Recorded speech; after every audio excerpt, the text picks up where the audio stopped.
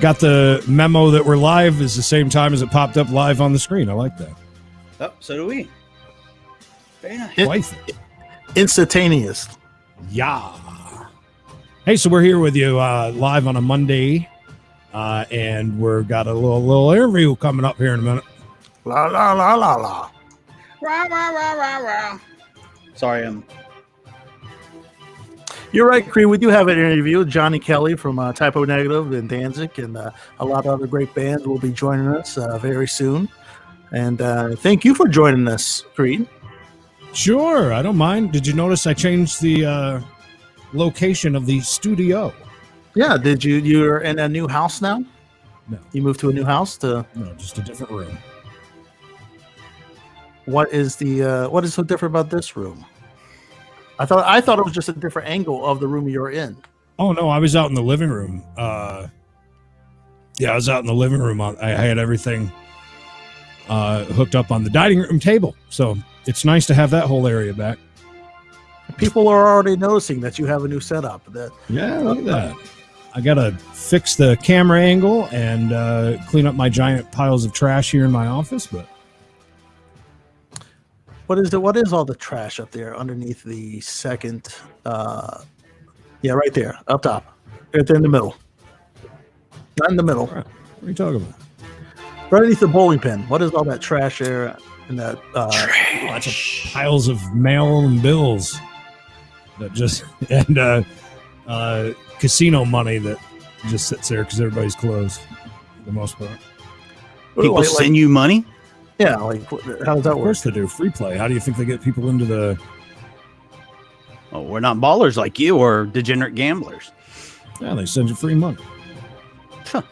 Well, ain't that something? And this is their new way of doing it is... I don't know if you can see it. Too glared. Anyways, it's a coupon. It's a coupon that could be good for 5 or 500. Or anywhere in between. So how do you know how much it's worth? Yeah, you go there, like put it in the machine. You put it in the machine. It just adds it. Oh yeah, of course. We're not going to tell. You just have to show up, and we'll figure it out from there. Yeah, well, I mean, it's better than saying you got $5, right? I mean, that's how it usually is. That's all they give you is $5 at the casino? No. Those are extras. Oh. No.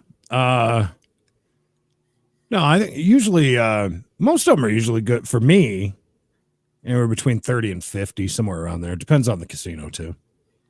But that's all gone by the wayside because now that they've been closed so long, they don't have to give away any comps right now.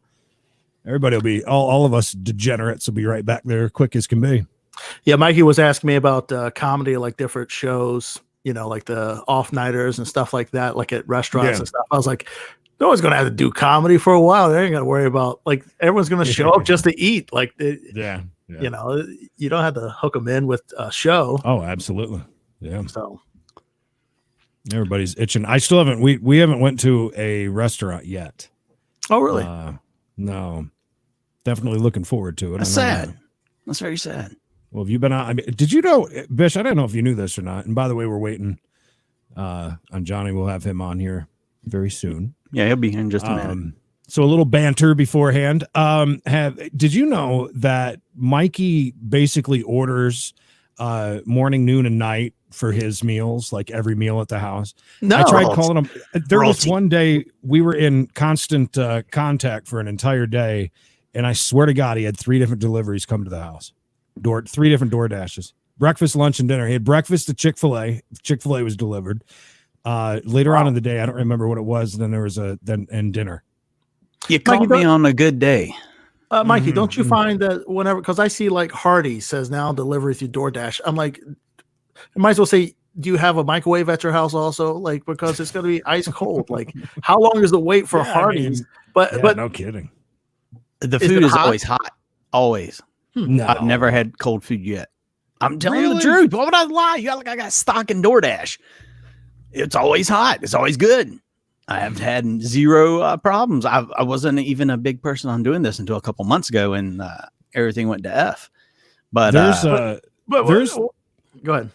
There's some fast food I won't even go if I've got to go back to the house, like because it's just gonna be crap. It's just gonna be disgusting. Yeah, If you get anything with like chili or cheese on it, you need to eat it there. Like chili cheese. I won't order look, I'm not stupid. I'm gonna order something I know is gonna go bad before it can get to my house. Oysters on the half shell. Yeah. I'm not gonna eat. Or if you're a genius like my fiance who gets nachos. Nachos taste like crap before they even make it to the table. Typically, that's tough. That's a tough. That's another item. one. That's another one you can't take home either. No, you gotta have that right away. Oh yeah. Have you seen what? I don't know if your Taco Bell is doing it or not, but they have a bunch of big meals. Everybody does. Everybody does. But Mikey, you said you never tried DoorDash or anything like that before everything went to crap. Not really. Right? No. Okay, but why now? Like, is your car doesn't work? Your car doesn't drive through drive-throughs. Yeah, exactly. You think that it's safer for someone else's hands you never met to touch your food and cough on your food? And absolutely, not saying that they do that, but look, in their germ-infested car. Look, people go through emotional times. People handle stress differently. Mm-hmm. I handled stress by not leaving the house, by not even risking it, not even breathing outside air. Right, but I'm saying someone else that you don't even know, minus all the people you don't know working in the fast food place that are, you don't know what they're doing to you, what they have. Well, true, very true, but they don't know what I have either. So, by the way, everybody who's joining us, make sure to say hi in the comments. Sorry, I didn't cut you off, but Johnny Kelly will be here in just a few minutes. He'll be joining us, and you can ask all your questions, comments, anything you have for him. You can do all that right here. And I was telling Creed earlier, by the way, Bish, this isn't gonna be, so tell me about your first drum set. It's not gonna be anything like that. I want stories. This is gonna be go ahead and throw that away. Work that one off. We're gonna be all stories. Hey, we're gonna be we're gonna be I want to hear stories from the road. I want him to tell me about this person and that person. I want not the same old interview. Okay. That's what what did you have, Bish? I was going to ask about if he's in the Three Stooges movie. Oh no, we'll tell him about that. We're going to tell him about that for sure. We'll explain that. I had first drum set. I had First Love. That is not Johnny Kelly. Close enough. Hey, Knox. Hi. Hey, I think you're going to join us. I was going to ask him what was the first album he bought so he could go through a Phil Osamo from Pantera explanation of that film was the first album he ever got. Please. And, yes, that's a good question. Dozing in and out while he's saying it. Yeah, I want to check in with him. I don't know how many interviews he's done since he's been basically stuck at home off the road. So would you mind? Would you mind if Glenn Danzig asked him a few questions? Oh, I would love that. Okay, I would love that. If that's in the cards, let it be. Okay. Hey, Knox got a badass bicycle today, by the way. What'd you get, Knox? What'd you get, dude? I picked up. I was actually wrong. It's a 1966 Sears Spider bicycle. Thank you, Vicky. Take your time. A spider bicycle. Spider bike. I should send you a picture quick. Well, it looks like the old Schwinn. What were those Schwinn? What? They called them muscle bikes, which is funny. With a banana seat. Like it was a muscle car, but it's a bicycle. Muscle bikes. Yeah. But it's funny. Yeah, I know. That's your biggest fan right there. Impressed. I need you to come by and see him on his birthday and just tell him wart stories. Not war stories, wart stories. Hey, what's the line? I bought this bike. What's the series of bikes by Schwinn though that are like the Stingray? Stingray, big one. That's what I was thinking. Yeah. The ones that make into lowriders. They're really cool bikes. Yep. And is it all chrome? It is all chrome. So I don't know. So. How do you clean that up with steel wool? Well, with chrome, I don't know. Ask somebody that owns a Harley. I don't know anything about polishing up chrome. But I bought Brillo this thing, pad ought to do it. Just get a Brillo pad and start scrubbing. I mean, not Go to paying the- go attention to to your- where it was, and I made a wrong assumption that it was close. And I had to leave at 1 o'clock today to go pick it up. It took an hour and 48 minutes one way. Hey, Tim, welcome. And how are welcome. things in Mississippi? Bishop, quick, Spell spell of Mississippi. MISS. Oh, this cheater. He's looking. you're cheating. He's cheating. World's Next worst question. speller. Blow. Consequence. Consequence. The word is consequence. Got it. Origin. Can you use it in a Consequently, sentence? I don't know. Can you put it in a sentence while I look it up? Okay. All right, here we go. Consequence. Does anybody have it or know how to do this, by the way? Because I'm not very good at spelling either.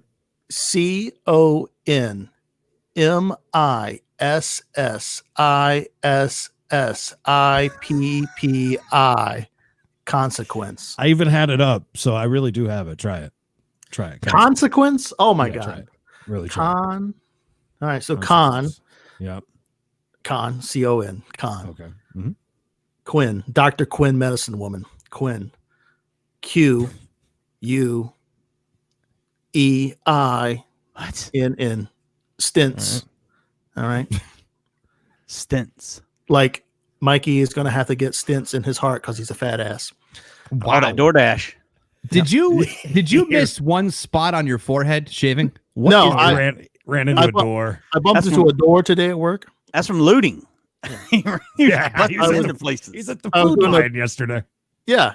He went in You to should grab see the some Nikes I cheese got. from the food line. It's weird. Yeah, They were all The out front. Food Line sells Nikes now. At least mine does. It's a good food line. Stints. Yeah, have stop. to- You're way off. You missed a E anyways. And then- Well, then in the Quinn English is not Quinn. It's Quen. Q-U-E-N. Quinn. But anyways, I do want to do spelling B-Shop at some point. That used to be a fun game. It is a great Oh, game. Yeah. Great. By the way, everybody that's joined us, make sure to come in and say hi. Leave us a comment on there, and we'll see it, and we'll say hey. And we're waiting for Johnny, who'll be Yeah, I just with us messaged here. you. Yep. Hello to oh, look at that. Numbers on YouTube are looking good. Awesome. Glad you found us. Oddly enough, Knox, I ran into the door, the dirtiest door in the building that I work at that has the biohazard stuff on it. So that's literally from a biohazard Wow. plaque that's on the door. I hit my head. I was like, oh, I don't even know how I hit it. Like I was like, I don't know how my head was down and boop. But Is this how Bishop gets his superpower, by the way? He's cut his head head on butter. a biohazard sign. Biohazard door will do it. Something's gotten to his bloodstream. Tomorrow he'll grow hair. I have hair? I just cut it all off because it gets hot. To all our new listeners, Bishop is bald as an eagle. No, He just got hair plugs, and that's probably why one Why'd of you it cut all probably your hair off? infected. why did I cut all? Because like in the back, like I hate the way it looks in the back. It's like all like a mullet, but not a good mullet. But You it have like looks a natural mullet. It's okay. yeah, but it looks like dead, like long daddy, granddaddy long legs or whatever. It's just like spriggy hair here. It's disgusting. Long daddy. So you took it out on your entire head out of that one Yeah. spot? Well, it's hard. I cut my own hair, so it's very difficult just to Yeah, get it's the, tough to do. way back in the day, Bishop decided, I don't know, was it like a dare or something with the mullet? Remember that turned No, I into didn't. something? Oh, yeah, great? yeah. yeah. You What know, was I, the reasoning for the mullet though to begin with? well, I had long hair and I was just bored with it, so I just cut. I mean, it was not as short as this, but it was like Yeah. this whole part in the front, Yeah. like on a guard 2 or whatever, and I had a great mullet and kept it for a week. And I said to the listeners that if I could make money off of it, I would keep it. And then a guy called up and said, well, they're actually filming something down in Wilmington. They're looking for guys with mullets. Yeah. And it turned out to be the Eastbound and Down on HBO. It was the pilot. which was, at the time we had no idea how big Eastbound and Down was going to be. No idea. Right. And Well- Bish was in 2 opening scenes, were you? Yeah. I mean, it was very prominent in the opening scenes for a few of the seasons. What's funny is like, anyone that's ever worked in like any kind of film or anything like that knows that you film a lot of stuff and half the stuff you never see. So it was me and like 4 other guys that had mullets, but they really didn't have mullets. And one of the guys was a stunt dude that had did like stunts in like Spider-Man movies and all this stuff. But this dude was the craziest guy I've ever met, like on a film. Like, you know, he reminded me of, remember the Tom and Jerry cartoons? And remember Jerry's cousin, the cowboy one with the long mustache? No, nephew. Yeah, that guy. That's he played the guitar? Yes, that's what this guy reminded me of, because he showed up and he had pistols, like real pistols, and they made him take the pistols, and he wouldn't take the holsters off. So he walked around the whole time with empty holsters. But he was like talking about, you know, how he was been in film for so long. He's like, this is our big break. He's like, if this show gets picked up, we're the mullet crew. And we filmed a bunch of stuff. We filmed a bunch of stuff with like different, you know, speaking scenes, but all of that got cut out. And it was like 2 seconds. And I was the only person, and him were the only people you seen out of 5 people that were supposed to be. In the initial one, it was like Kenny Powers had like these groupies, just a group of groupies that were still with him even after, you know, he had fallen from grace, and we were that group. But it all, I guess they were like, this is a horrible idea. Let's just, and there was a couple of shots of you in the grandstands too. Yeah. But you know, so I made a little money off that mullet, and I cut it. And that's a story of the Kentucky waterfall that I had. Yeah, it was a beautiful thing. That's when Bishop was a famous radio guy, though. That was his big radio days. Oh, sure, yeah, rolling in it.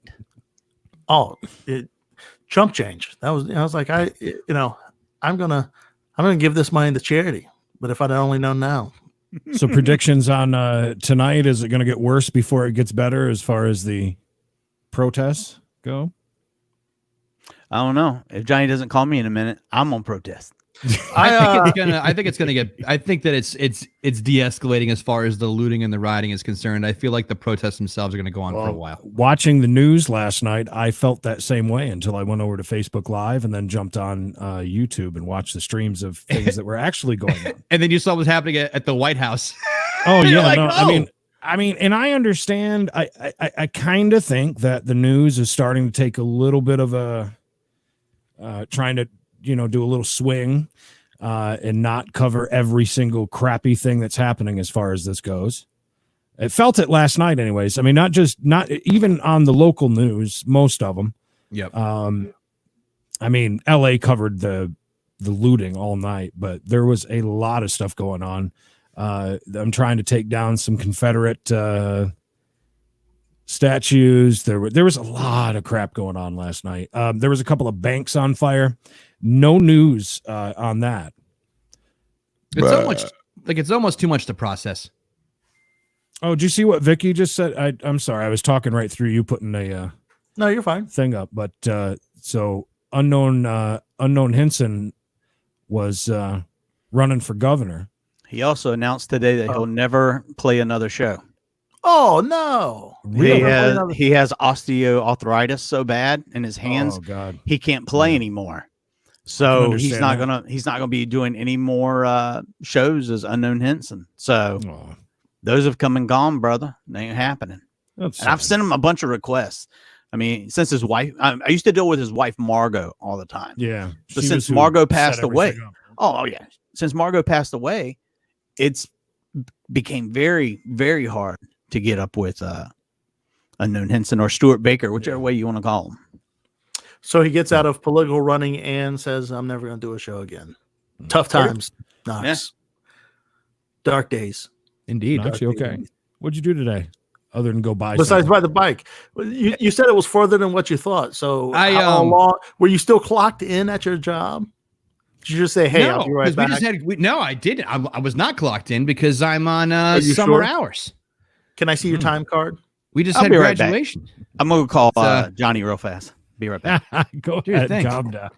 He gets so worked up whenever something like this happens with it. I understand he spends a lot of time booking and figuring stuff out, but he gets so worked up. I love it. I was just watching Space Force before I jumped on. Mikey said that was very good. I thought I'm almost to the end, but it was a questionable on Netflix, right? Netflix, yeah, questionable start, and then it definitely gained traction with me. It was in the first episode. It's Steve Carell's good, and John Malkovich is awesome too. As well as who else is there? Mikey said there was like a star-studded huge cast. The guy that plays Putty, Putty from Seinfeld, Dave Putty. Deadpan voice guy. Speaking of Seinfeld, he's one of the M&Ms. He's the yellow M&M. That's who. Yeah, Putty. I know exactly who you're talking about. You talking about the guy from Oz? I forget his name. I'm bad with names. You talk about the guy that does the Farm Bureau commercials? Yes. Yeah, that guy. And then also he was in Oz. The guy from Whiplash. So was he in Oz? I can't remember if it was Oz or not. Yeah, he was in Oz. That was like his I don't know if it was his big break, but that kind of like pushed him into the national scene, if you will. And then my other buddy who I like a lot that's in it is Diedrich Bader, who that was actually one of the last interviews that I did before I got off of FM radio again. He's the guy that plays Bowdier Sensei on Napoleon Dynamite. Oh, that guy. And he was in Drew Carey. Yes. He was on Drew Carey. We watched Napoleon Dynamite not too long ago. It's been long enough for Bowdier rewatch. Sensei. He was also in the not well received Beverly Hillbillies movie. You remember that? And Office Space as the neighbor. Yes. Hey, Beater man, check out Channel 9. It's the breast exam. So what did you interview him about? They had just talked about interviews being that this one's not going to happen. So yeah, they had just announced the continuation of his TV show.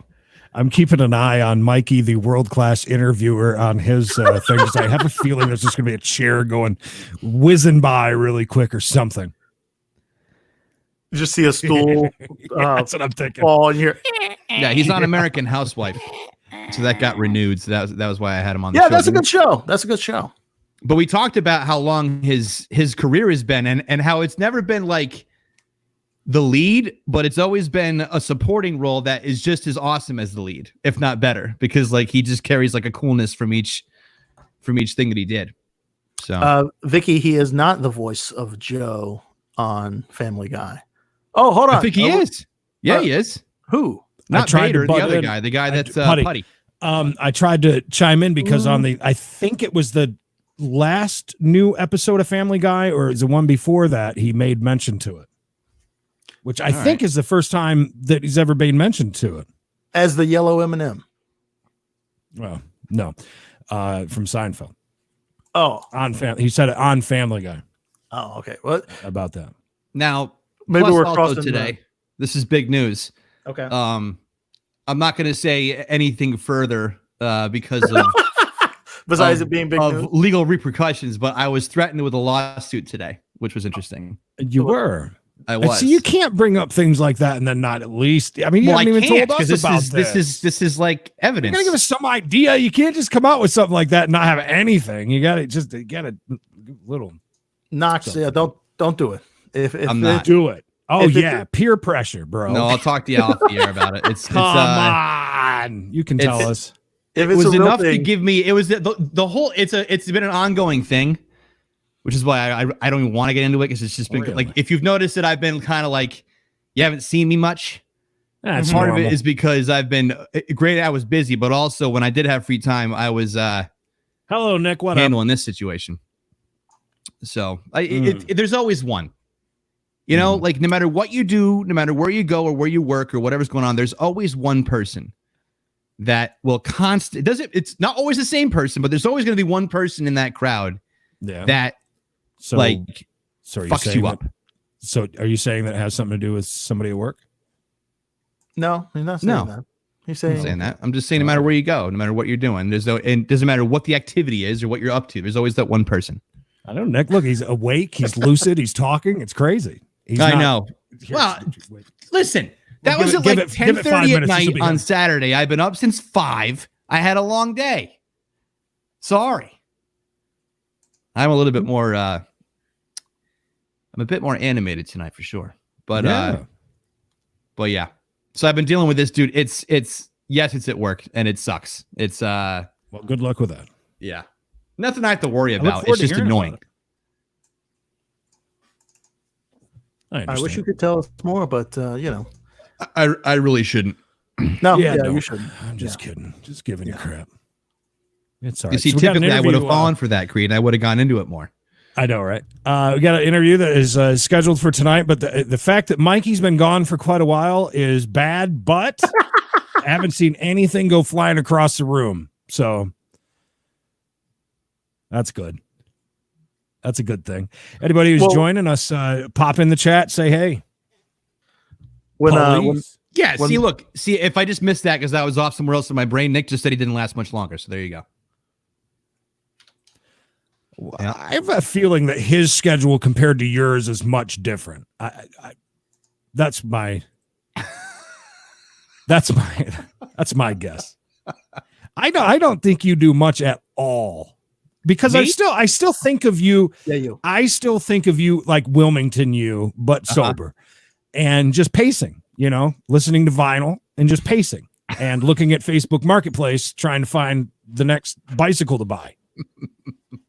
That's still how I think. Do you still play a lot of vinyl though? Yeah. Yeah. Well, not as of lately, but I do have my vinyl and I have a very nice stereo setup in here. But Nick, the only reason why we didn't stay is because none of us can stay up late. That killed me the next day. I don't know, but Mikey said it too. Anybody pick on you for that? Anybody be like, pussy? No, we stayed up till we were on till 1 o'clock. So gonna use what was Special K's word? Mangina. Oh, Special K. You keep up with him? Knox is the one that keeps up with everybody. Do you keep up with him or no? No, I think we're friends on Facebook, but I haven't talked to him in quite a while. Vicky, no. I mean, I haven't. I've got him blocked on absolutely everything. We had to block him on here. Yes, he has. By the way, bother you whenever he's all over Twitter. He's all over Twitter. Yeah, and you haven't blocked him on Twitter. That's the one place that he's allowed on. That's where he thrives. So I find it interesting that we weren't allowed to talk about that thing that's been happening for the last while. Yeah, but we can talk about the riots and the protesting. Yeah, true. Yeah. I'm kind of surprised because we're rebroadcasting live news segments and then you ain't nothing. Nice rep tonight, by the way, Creed. You're repping over there. Your T-shirt tonight. I love that. I always look forward to see what your T-shirt is for each evening. Yeah. You should have like a calendar of Creed's shirts. Like I got a lot of them. Or a bingo card. Yeah. Oh, we used to play. That's funny you bring that up because we would play live PD bingo from Reddit. That was kind of fun. You would get a card. Everybody's card's different, but it'd be a lot of things like the Blue Door Hotel in Columbia. Anyways, it would be a ton of stuff that has to do with like live PD and funny stuff. And if it would show up or even things like not just riding dirty, but riding dirty, like, I forget how they said it, but it was like double riding dirty. Not only do you have guns, drugs, alcohol, and no license and no insurance kind of thing. Yeah, that was kind of fun. We'd always do that. By the way, Johnny is running late. Just so everyone knows. I was just calling him. On his way. Did you talk to him though? We good still? Or? As far as everything I'm dealing with right now. I'm dealing with it right now. Okay. That's my job as the producer. Yeah. Tim is like, he's like, where's Johnny? I don't know who these guys are. Tim's about to cut me. He said, I just jumped on. I just got here. I heard that Johnny Kelly's going to be on the show. I'm waiting with bated breath. I'm tired of hearing about these guys talk. I'm tired of hearing them tell about live PD. Where is Johnny? This is a sham job. See, one more person on YouTube will tie Facebook Live right now with a total love. Hello there, Clayton. I didn't ask for any of y'all to come tonight. Now I got a full house. No, that's how you get people on. You say, listen, Call Johnny. You don't have to come on. Ain't no big deal. You don't have to. Look, I just saw we were here. And No pressure. Hi. No Do you like the That's the picture, Bish? Is that why you were laughing? I would laugh at this too. It's great. Who is that? It's Walter Walter Cronkite. That's who I Cronkite. thought. That's what I was going to say. Is that the one you're related to, or is that somebody else? Who? Me? This is No, related to not Charles me. Perrault. Charles. Charles Crow. Oh, All right. So, do I have a second to go smoke? Then is that what you're saying? We've been live for a half an hour. I haven't had a cigarette Wow. Go ahead, You and have a know- cigarette. since we're in a holding period. I got time. Is that what you're saying? Go ahead, Sorry, Tim. You got to wait. Tim. It'll be a minute. We're on Johnny time. Tim, We're on Johnny time. I just want to let you know these guys don't have the balls to tell you, but Mikey does this. He says that we'll have members from bands that people like, right? And then All right, hey, can we make a bet as to when his next cigarette break is? Like how many minutes from the time he gets back and write them all down? Who, Creed? Sure. Yeah, before he gets on his phone, quick. Okay. Ooh. Go ahead. I'm ready. Go ahead. Knox, go Yeah. first. How long? I'm going to say 16. Okay. Minutes? Yep. From now. Eight- Go ahead. From the time he gets 18. back. 18. Okay. Uh-huh. Clay? I'll go with like a smooth 20 minutes. Mhm. You boxed me in. Sorry, I didn't mean to do that. It's going to be in that time zone, though, one or the other. 12 minutes. I'm going with 12 Mm. minutes. So when he gets back or from now? From the time he sits back down, it starts. Right. Okay. Okay. 12 minutes. you And say? here's the thing. Here's the funny thing. Johnny was promoting this. Mhm. Johnny's put out stuff on all of his, different places. Well, sometimes things And I come up. know here. Johnny's in central. He's in the central time zone, and me and him Right. both had a long talk about Eastern and Central time zones. So I know he knows what I'm talking about when I say Eastern Standard Time. He's lived on the East Coast, so he knows. But there is some sort of issue, and we'll find out when he comes on. Okay. Could he possibly be in? Having a Uh, cigarette? Yes. That's Or quite the ergonomic chair he has there. I wonder if he got it off a pallet. Oh, that's nice. Oh, very comfy. Nick is saying 28 minutes. I guess from when he comes back for the cigarette bet. So we Who's got gonna one. keep- I don't have my phone here to start a timer, so someone's gotta I do a got timer. it. I got it. I see it up there. Nick, you'll be in the running also. And if you win a whole ashtray full of cigarettes that we had smoked. But, dude. Nope. Just just darts. Nothing but darts in there. Fresh. What does yes I did mean? I'm not sure what yes I did was. I don't know, but I saw it there, so I figured that I'd pop it on. Yes, I did. Nice. You got to claim responsibility no matter what it is. I have a friend request into Bigfoot, by the way. Oh, Mark Shaw. That'd be great. I'm Let's see friends if he with Ham accepts it. Hands Bill. If you ever want to talk to Ham Hands Bill, hello, Robin. How are you doing? This is your daddy. I'm coming. Can we get over the to your Iron house." Sheik on with us? Ooh, that'd be tough. Sheiky baby's tough. He is tough. Oh, He's got nowhere else to go right now. Somebody that walks like the Iron Sheik. Creed. right. Coming back. Same gate, if you will. I got the chair off a pallet and also already friends with Bigfoot. Nice. So take that. Always listening. He's always there. Yep. Yeah. So But his name is first. did you hear that? Did you hear what Mikey said? No. The issue might be Central We're on Time. Okay. All right. But, So maybe the the next issue, though- 26 minutes basically from now. Then you think? Maybe the issue wait. is Yeah. that It's all right. could he I be in know. Arizona right now? Nobody in the chat's got nothing else to do. Right. I've got nothing else to do tonight. No. So- me too. I Are you cleared gonna my point it out to schedule. him? Son of a bitch, we're gonna wait. Right here. We're just gonna If stare you, at if you each other. tell him that we're in a quietly. different time zone, he might come quicker. Oh. Ooh, nasty. Where are you going with that one? He knows we're in a different time. zone. Nice. Me and him have talked several times today. At length. Why Do is you think yes I maybe did that's popping up? He even shared he's like, send me over, some graphic, and I sent it over, and he shared it. Nice. So That's all right. super nice dude. Super nice. Did you want me to read you a couple of excerpts from our number one fan in the world, Mr. Dave DeFlave? Sure. I do have a couple of them. I will censor these. Please do. Where are they coming in through? From Twitter? Because From Twitter. Yeah, that's the only thing that he's not blocked on, I guess. DTF has, he says, where does Big Clay live? In that apartment complex on my way back from Topsail to Sneed's Ferry? Or he says, right there. He says Snod's Ferry. Put my Chad on the show when y'all do the Daily Scoop about me. The other one says, Mikey appears to be on crack. I still want to eat his A out. I want to eat Mikey's A out on a prep bed. I don't even know what a prep bed is. I gotta ask something really gross. Sure. Go ahead.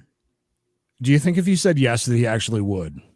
Ooh, 100%. No. For everyone in the chat that's never watched the show, Dave DeFlave is a super fan from way back 12 years ago when we were doing rock radio. Right. That's when he pretty much came on. And he's followed us everywhere we went. He's also schizophrenic and bipolar, and he's also bisexual. all the buys. He's got it all covered. If it starts with bi, that's what DTF is. I don't know if you would do it or not. I don't know. So you still think some of it's a talk? Maybe it's a character. He's really committed to a character. He says, where does Clay live? I want to go see him. Does he live on Halls Road? Big Clay, I went to Riverview Cafe. Oh, Riverview. Very nice. Had seafood. It is down the landing, as they call it, which is the old lowest to the water. You don't know what I've been dealing with these goddamn retards around this damn town. Riverview is the historic section of where I live. I don't know what's so damn funny. Me either, Dave. I think he'd do it though. I think he's all in. Would you allow him to do it just for a laugh? Just for the show. Come on. No. Just for the show. Ain't no big deal. I'm good. I'm good on that. Thank you, though. Thank you for the proposition. Clay, speaking of conversations. By the way, let me just say this real quick. Whatever happened to Pastor Ray Taus? I never see him on Facebook or on Twitter. Oh, what must is be hashtag on hashtag Dave's chair. Go ahead. Nice. So he's been blocked on Pastor's Facebook, apparently. Anywhere and everywhere. Very reasonable. Tim, welcome, brother. I have a question, Clay. Yes. Remember, speaking of man-on-man love, you told us a story about you giving a guy a ride home from. Oh, yeah. You remember? Look at that memory. But go ahead. But the question I have: did the guy work at the grocery store? He did. Yep. He's okay. Yep. Go ahead. What was it? What did he do there? He was a bagger and grocer. Still is, by the way. Has not lost that position. Yep. He was a bagger and a groper, it sounds like. Yeah, I do believe the quote from this gentleman. Well, to set it up, he had worked there for years, and I was shopping one night, and he asked me if I could give him a ride home. His car. Grandpa, stop holding your phone up. We can't see it. Go ahead. I will. I'll give you a ride home. I see you like every weekend here. I know you're not a murderer. I hope, anyway. So I take this gentleman home, and when we pull up to his driveway, he looks over at me and very breathily says, "I like your size."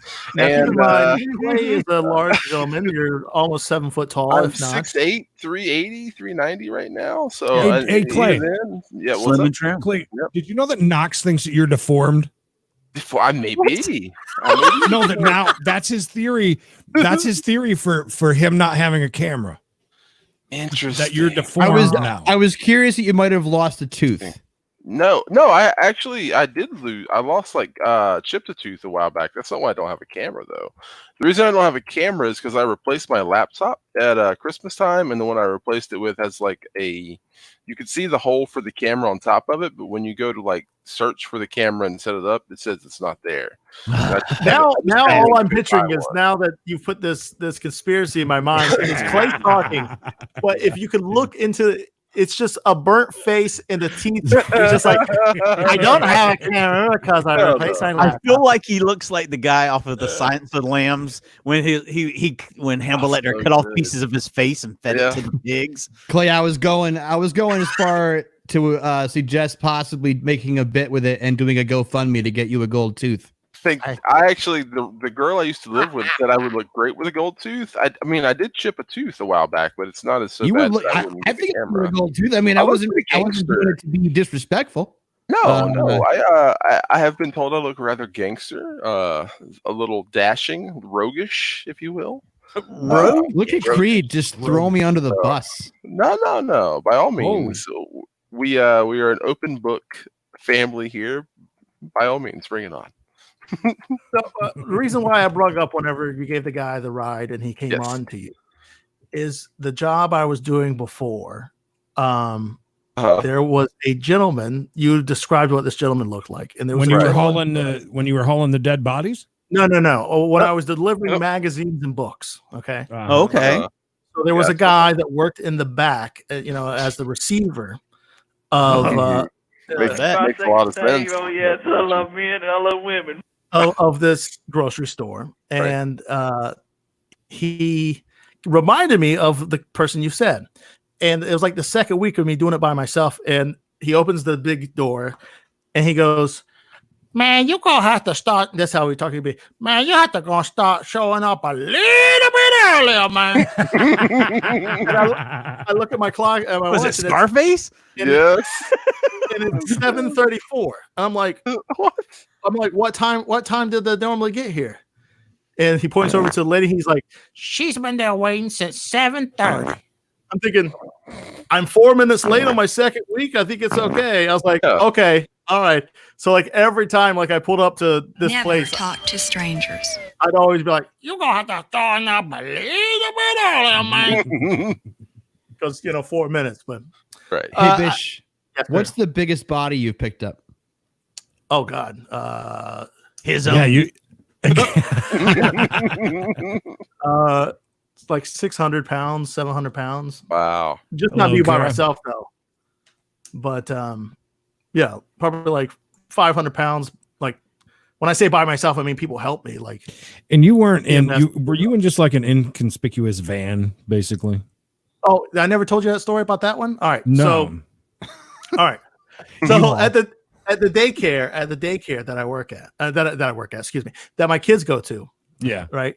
So I'm dropping the kids off one day, and my son James is at the daycare, and my son James's teacher says, Bishop, what'd you do this weekend? I'm like, I don't know, just the stuff. She's like, do you do comedy?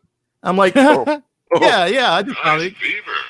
Because I do a lot of like black shows too, right? Like black, comedy shows. And I was on the show, and she's like, "We saw you on the flyer. We didn't know, all this and that, right?" So, so she finds it, So that weekend, I'm at this. I go to this area, and this gentleman had died from partaking too much in something called, I think Clay. Have you ever heard of wets? I think it's called wets. Is that a drug? It's like marijuana dipped in formaldehyde. Yeah. Perhaps? Yeah. Oh my God. Okay. I'm with you. This very large gentleman was walking in between these apartment complex, and I guess he was known to smoke wets, and that's what they think he died from. And he just died in the middle of like between these apartment complexes, and so it was like it had been raining like 2 days before that, so it was all muddy. And I got the text, and then I got the call, said, "Hey, don't worry about wearing a suit. Just wear like a polo. You need to hurry up because crowds are gathering and they're getting rowdy, and the cops want to get the situation out of there as quick as possible."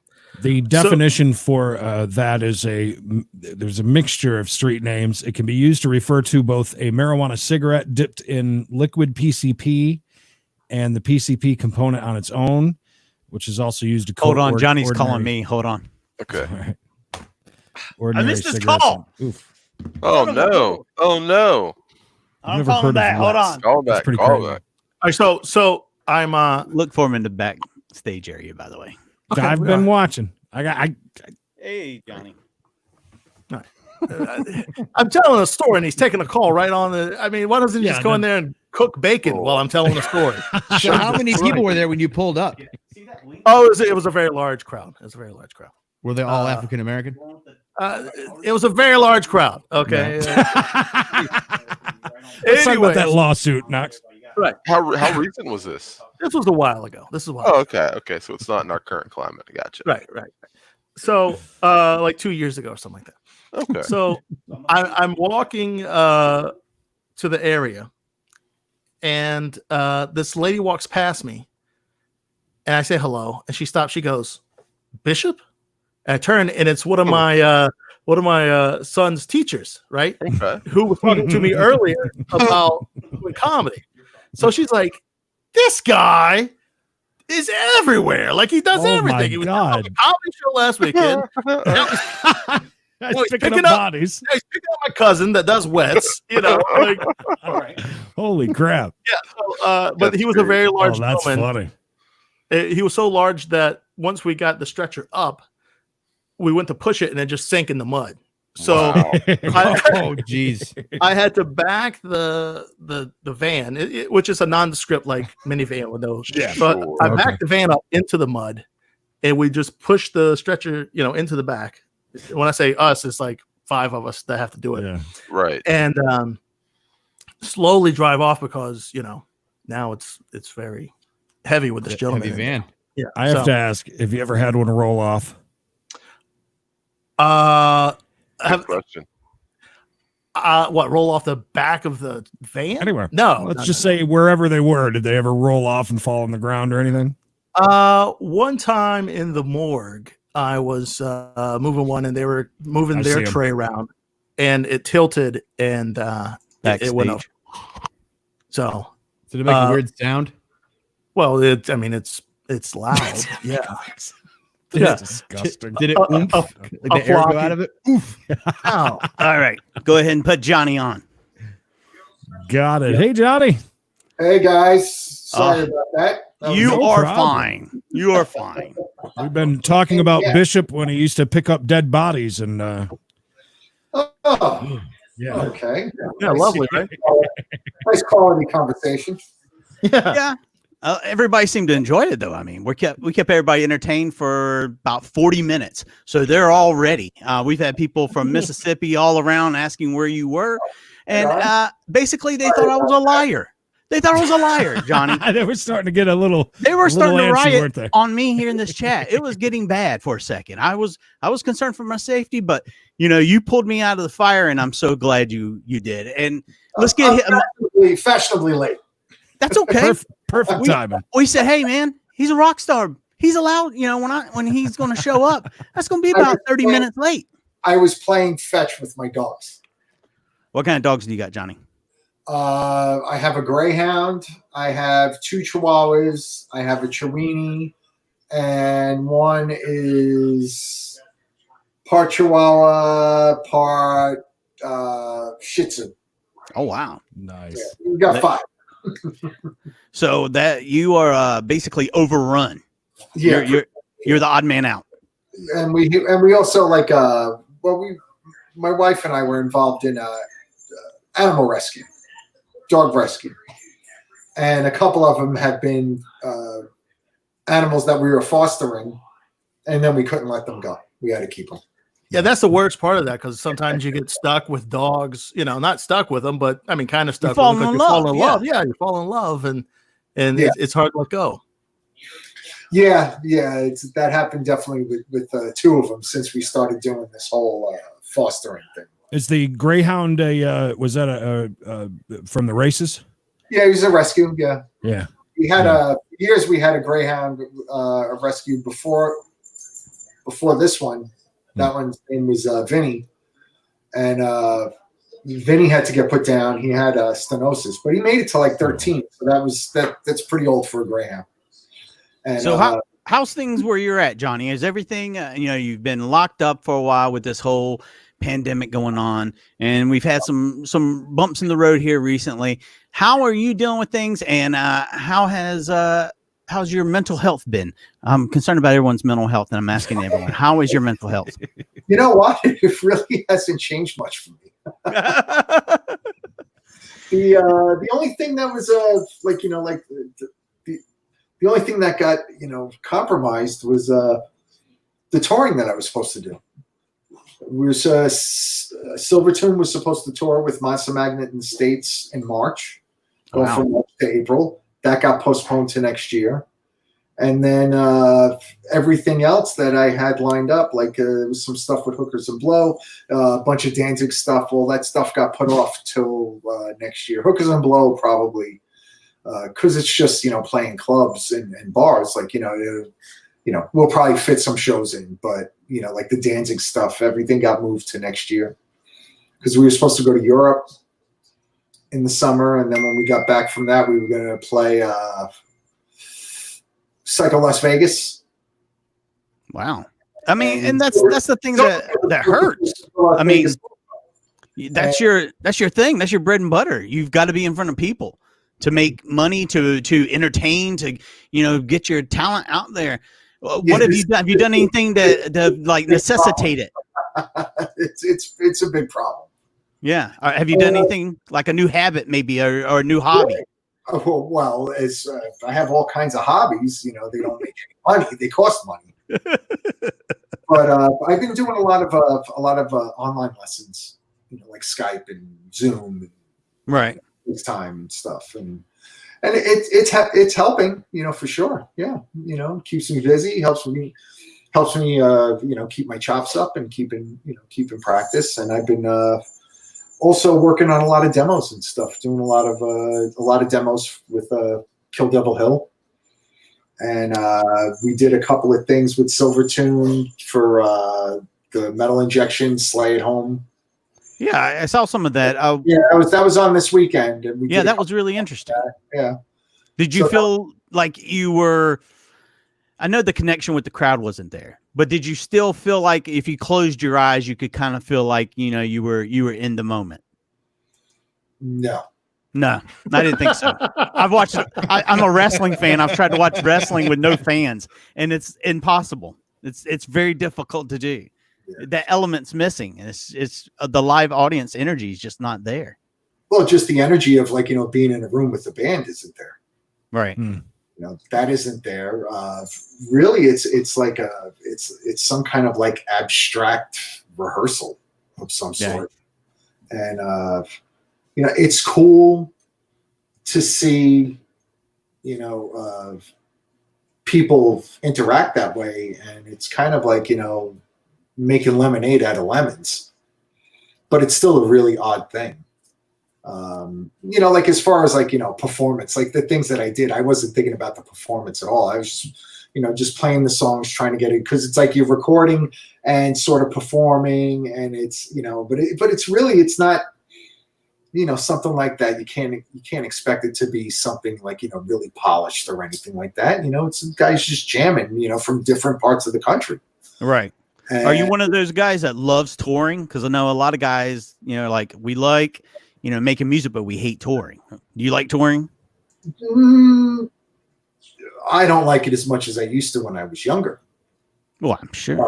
There was a lot more benefits back then, right? No, it's all the same.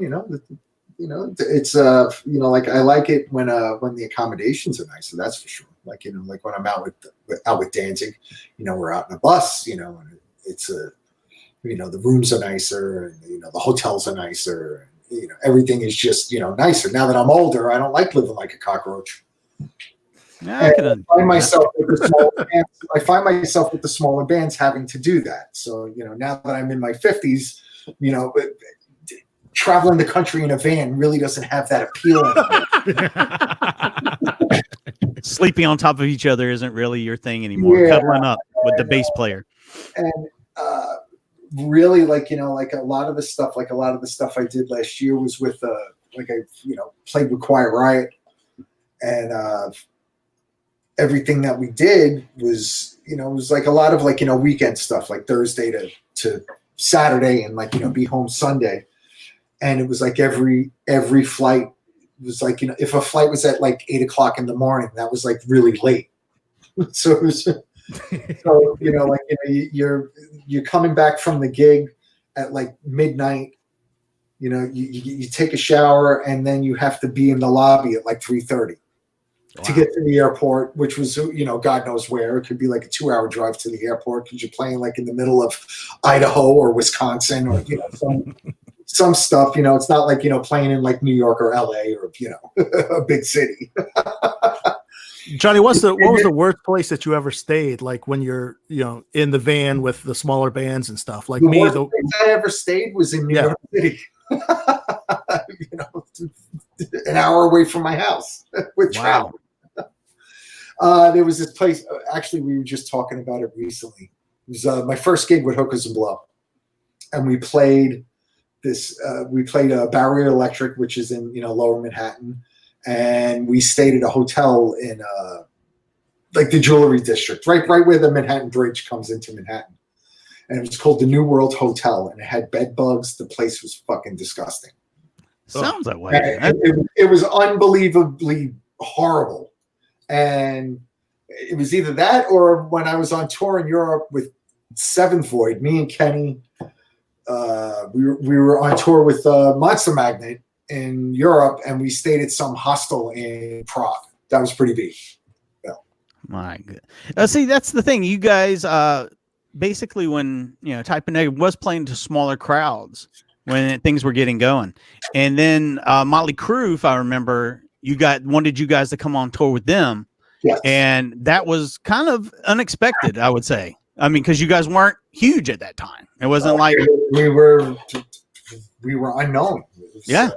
I mean, the only reason, the way the story goes, is that when Motley Crue was working on that Motley Crue record with John Corabi singing, right, they were listening to Bloody Kisses, and they liked the album a lot.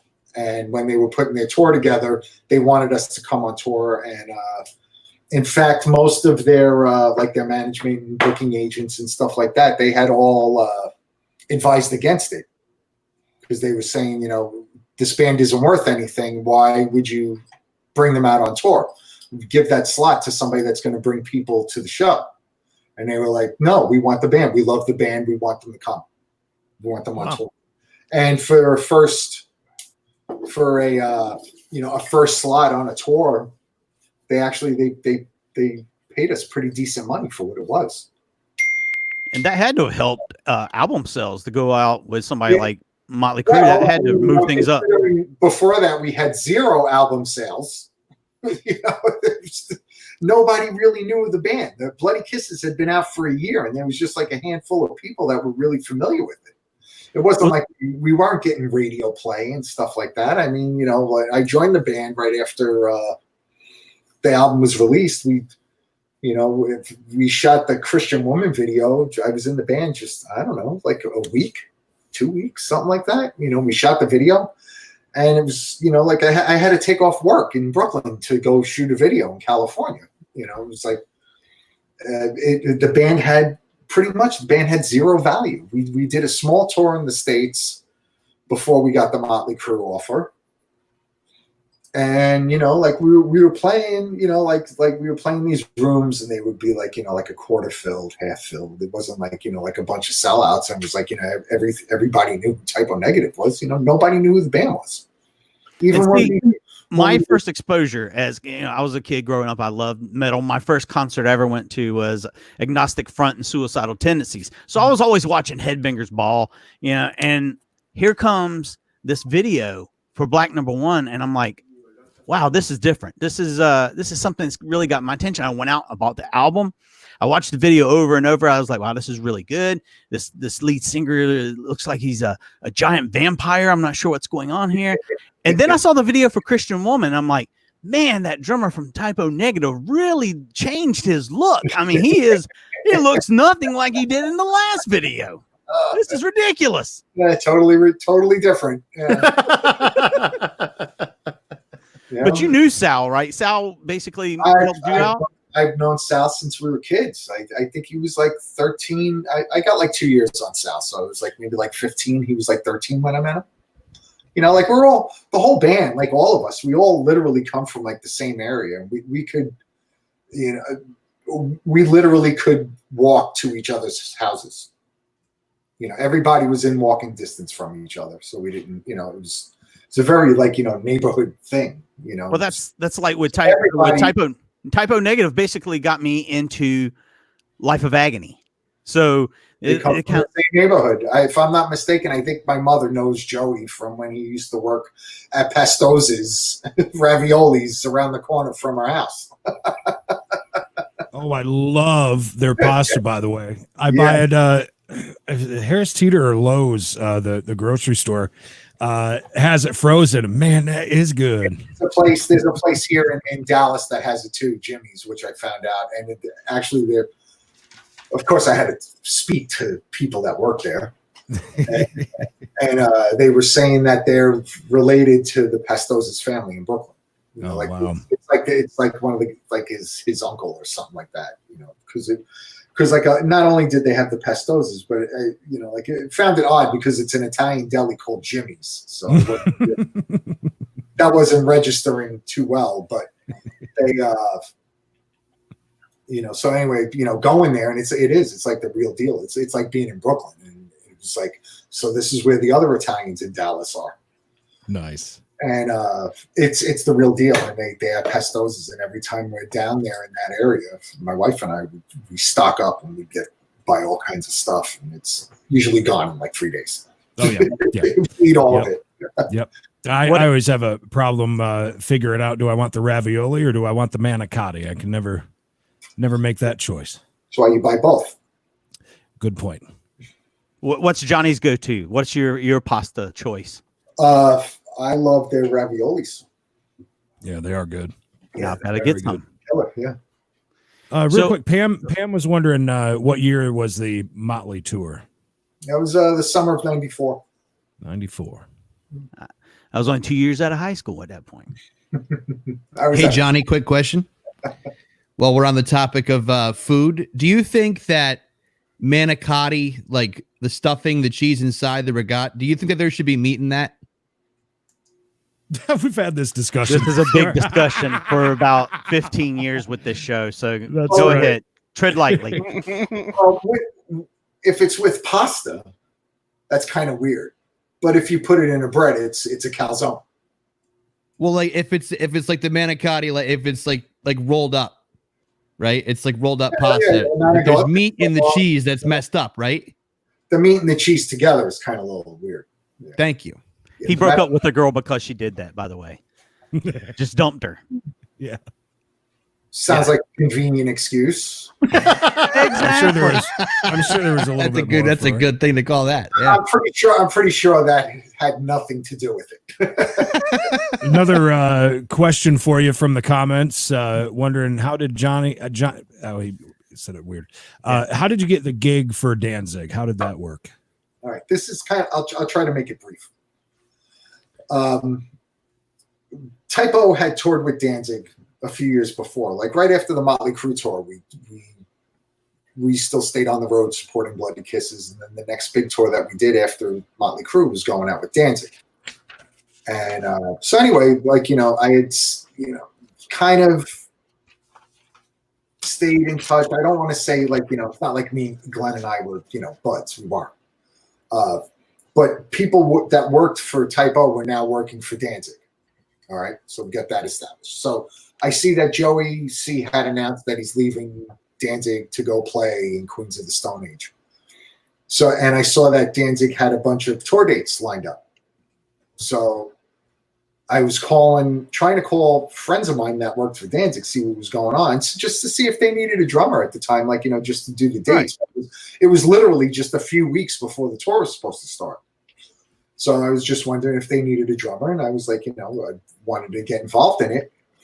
And while I was trying to reach people in Danzig, they were trying to get in touch with me because my name had gotten mentioned as was suggested to fill in through somebody else, totally unrelated. And then, so I get a phone call from Glenn's assistant, and he's like, "Yeah, whatever. I'm Craig. I'm Glenn's assistant." I was like,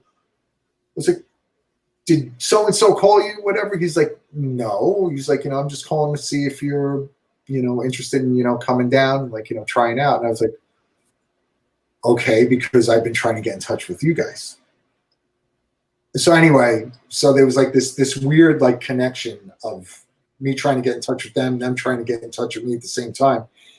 So I went down there, went for an audition. The audition went okay. And then Glenn had decided that he was going to go with somebody local because Glenn's based out of Los Angeles. And so they were going to try this guy out that was locals. And so that was it. And then a couple of weeks after that, like literally like a week before this European tour was coming up, I get a call from Todd Youth saying, can you do the tour?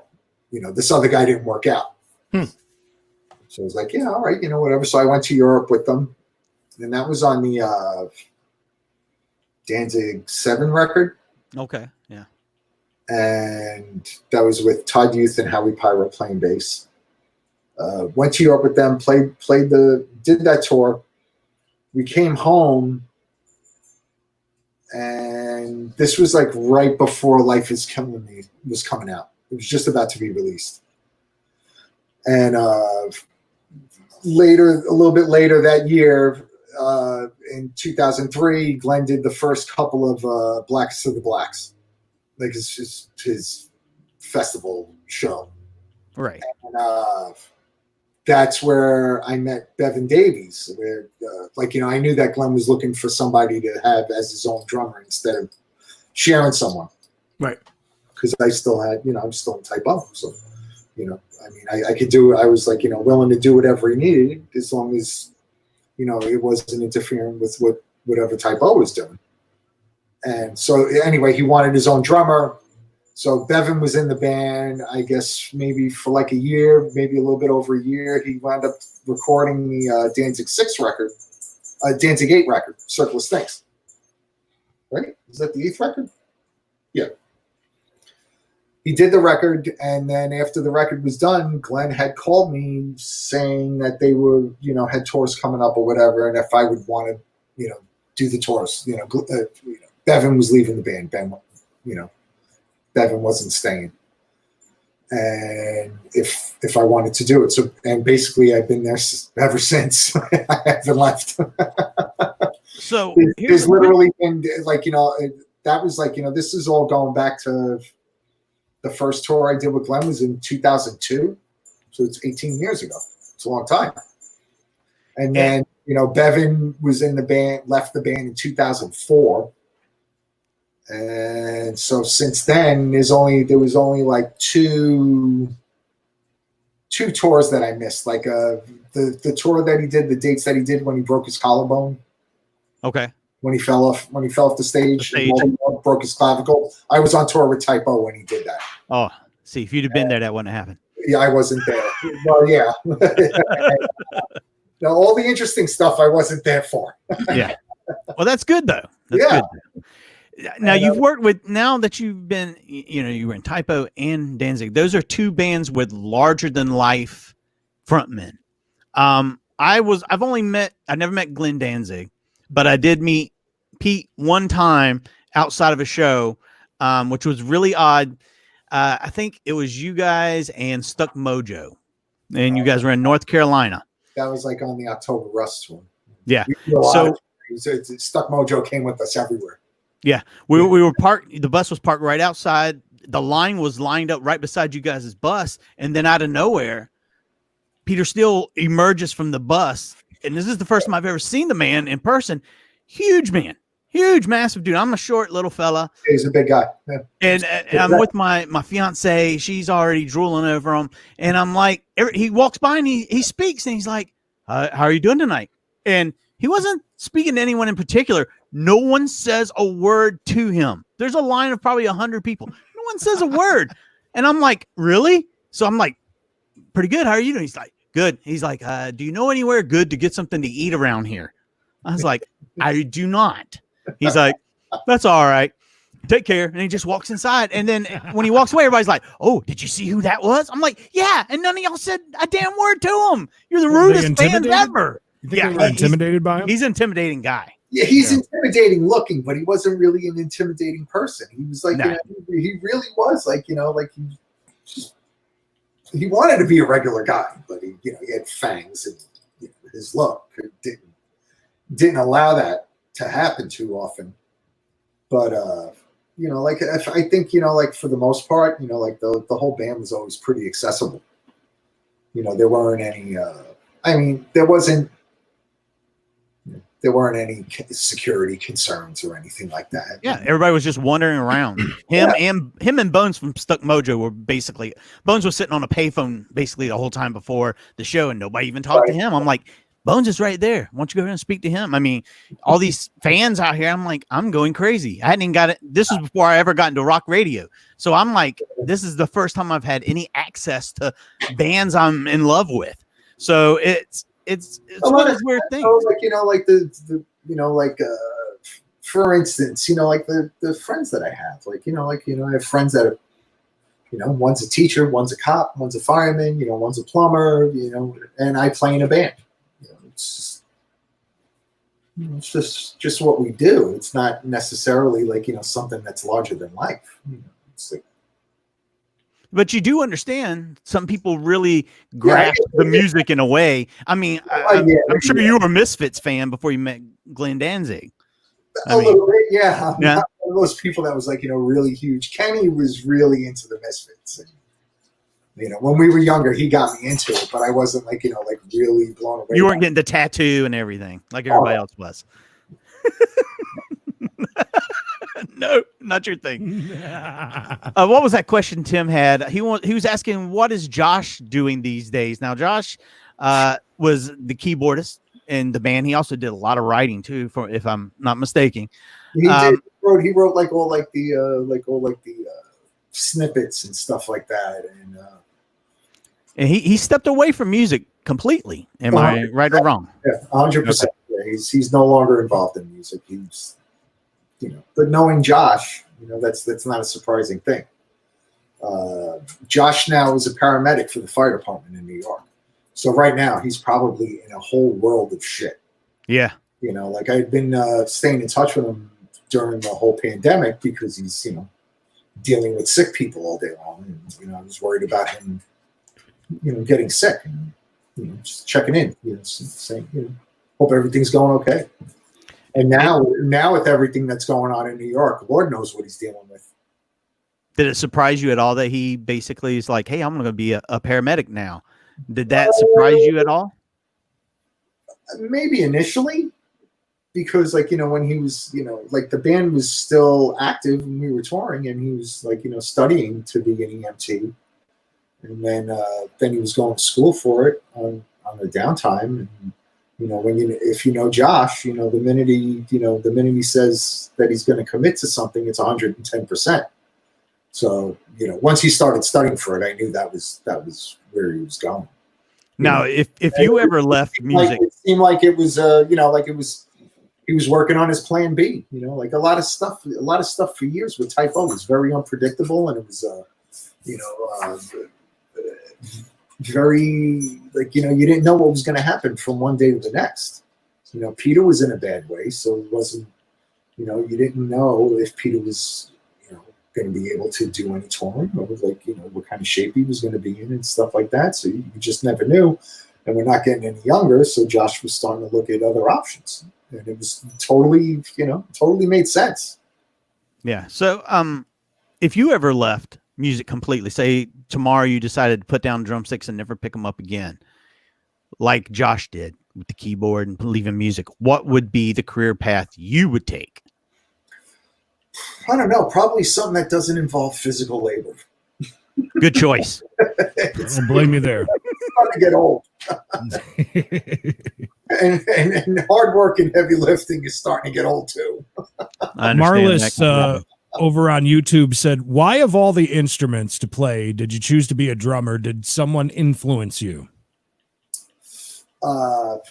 My earliest recollections of like music. My father was always playing music in the house. My father raised me on like the Stones and the Beatles and Led Zeppelin and the Animals and David Bowie and Rod Stewart and all that, like all the stuff that's classic rock now. My father basically turned me onto it, and I always loved it. And when I was very young, my father would tell me like instead of like getting an allowance, if I was a good kid for a week, he'd let me have one of his records, which was usually like a Stones record or something, right? Or whatever. And then he brought home Kiss Alive. And I remember like when he brought the record home, I can still remember like looking at it going, holy shit, like, wow, like, just freaking out. And my brother and I, my brother's less than a year older than me, younger. We're Irish twins. We're only 11 months apart. And I remember my brother and I just taking the record, running into the bedroom, putting it on a record player, and then life as I knew it changed. Were you like me as a child? Was your face painted up for Halloween as one of the members of Kiss? Maybe I could share you a screenshot. There was once when my dad took my brother and I to go see Kiss at the Garden in 1979. We were on the news.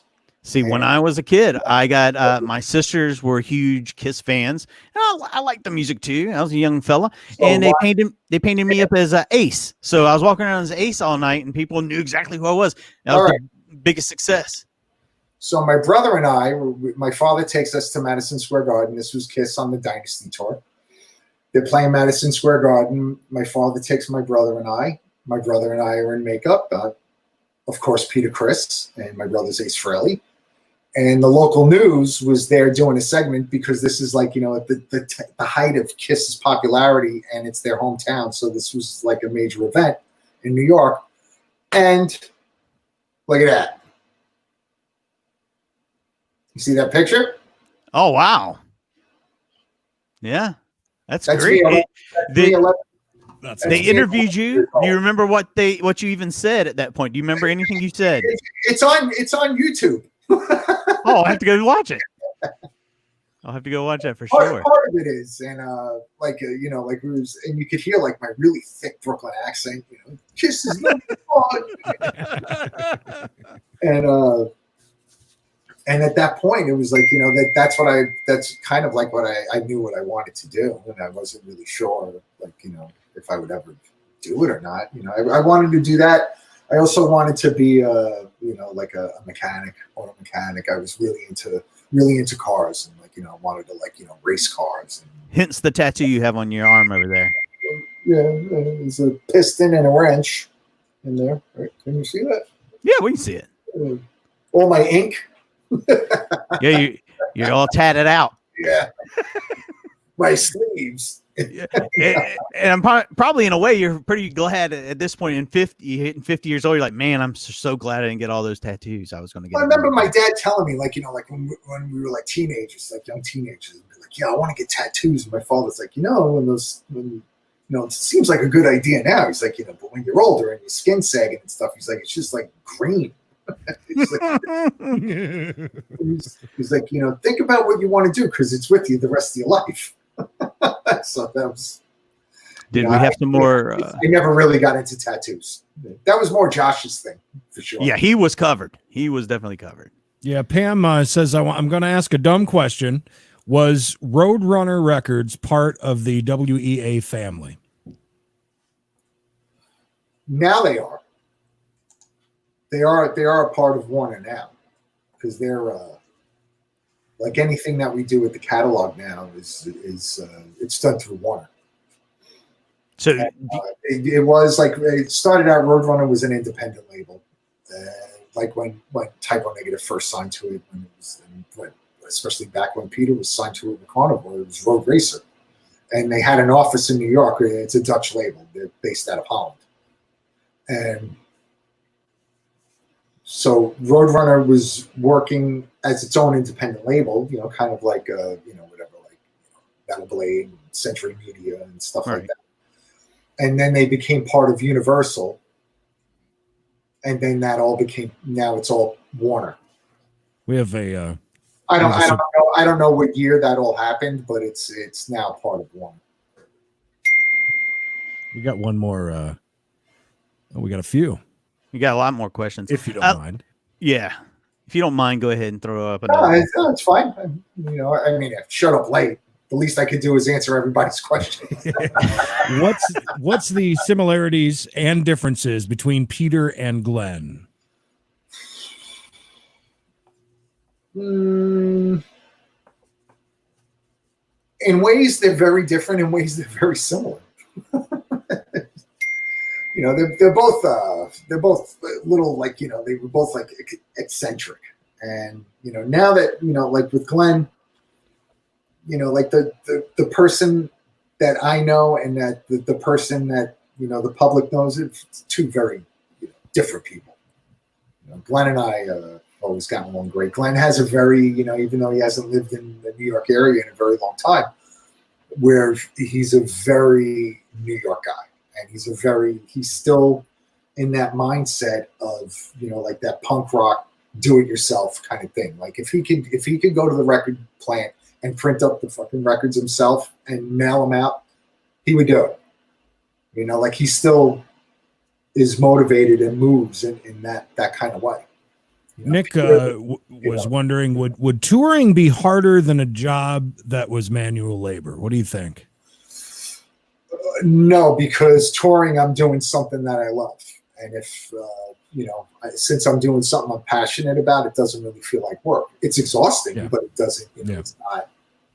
I can understand that. That's how we were with radio. Radio was a passion. It was a love for us. I tried to explain this to my daughters. Like my youngest daughter now is just finished her first year of college, and she wasn't really sure about, whatever, what to major in and stuff like that, or what to do. And I was like, well, it's like, I said, the one thing that I learned, because I didn't go to college, was that, try to find something that you're passionate about. And if you can make a living doing it, the last thing you're going to do is look at your watch and go, is it 5 o'clock yet? Right. So to put in the 14, 15 hour day, if you're doing something you love, it's not an issue, because you're doing something you love. You're not looking at the clock going, all right, time to punch out. That's it. I'm done. It's not like that. If you're doing something that you love, it doesn't matter how much work or effort you're putting into it. You love doing it. And that's what playing music is to me now. That's how it was with us too. We would do a 4 or 5 hour show, and still it'd be over before you knew it. Like, man, we're already done. We've done 4 and 5 hour shows already. Right. And it's like to me, like, that's like winning the end game. Like if you can make a living doing something that you really love doing, that's success to me. It may not. I mean, I'm sure I could have done something with my life that pays better. But whatever, like, getting in a van, or like, whatever, humping my own gear, or doing all the shit that comes along with, like, breaking in a new band and stuff like that. I still love playing every night. It's whether I'm playing in front of, like, 6 people in an empty bar, or if I'm playing in, like headlining with Glenn, with, playing a festival, headlining, playing in front of 100,000 people. Doesn't matter. I'm still enjoying myself. You got to put some sort of price on the fact that you're doing something that you love. Wait, what was that? I love that. Hey, Tim, you stumbled on where. We'll get back to Bishop in a minute. Go ahead and ask Tim's question. Tim from YouTube said, was there an album in the making before Peter passed? No. We literally the night before Peter died, Kenny and I had just gotten confirmed a studio to start rehearsing in, to start working on the record. Like Peter died in mid-April. He was moving back to New York at that point. He was out living in Scranton, Pennsylvania at the time, and we were getting ready to work on a new record, and we were just we we had just signed a deal with Napalm. Oh, wow. And we had just signed a deal with Napalm. Peter was moving back to New York. He was moving to Staten Island, where Kenny and I lived. He was moving back May 1st. He had a lease. He had gotten a place. He got an apartment in Staten Island. So he was moving back May 1st. Kenny and I found a rehearsal studio in Staten Island that night we had agreed that we would move in on May 1st. So we were going to start working on a new record in May, and then Peter died the following day. That was, so everything didn't happen. But, the times that I would speak to him, I would ask him if he had anything written, and he was like, no, not really. He was like, I have a couple of ideas, but he's like, I really don't have anything. And we never got together to work on it. So who knows, whatever he had, he took it with him. How easy was it to write songs together? I mean, you hear people say they can go into a studio and then within an hour they've knocked out a song, or sometimes it'll take them, a week, 2 weeks, 3 weeks to try and get something going. But when you guys come together, was it that easy? Did it just click and it just felt, perfect? Very rarely. Okay. Yeah, very I'm trying to remember the October Rust record, a bunch of that, on every record, a bunch of stuff that was recorded, the band never played together as a band. It was whatever written in the studio, and then everybody would do their parts separately instead of rehearsing as a band. And, but there were a couple of songs on October Rust that came together really quickly. It was Red Water was one of them. Yeah. If I remember, going to Josh's house, and he was like, Peter came up with this thing last night. And he was like, put some drums to it. And I had the drum tracks done in maybe, 2 hours. It was all the programming and everything was all done. It was just the song basically wrote itself. It was very simple. And same thing with I remember Girlfriend's Girlfriend. That song came together quickly. Other stuff, it really varied. It depended. Who knows what it depended on? It could have been anything. It could, stroke of luck. Stroke of bad luck. There were times we'd go to we were rehearsing in Rockaway when we were doing the Dead Again record. We had a lockout in Rockaway. There were times I pick Peter up. We drive from his house to Rockaway. We get out of the truck, go into the room, we'd start fighting, and that was it. We get right back in the truck and drive home.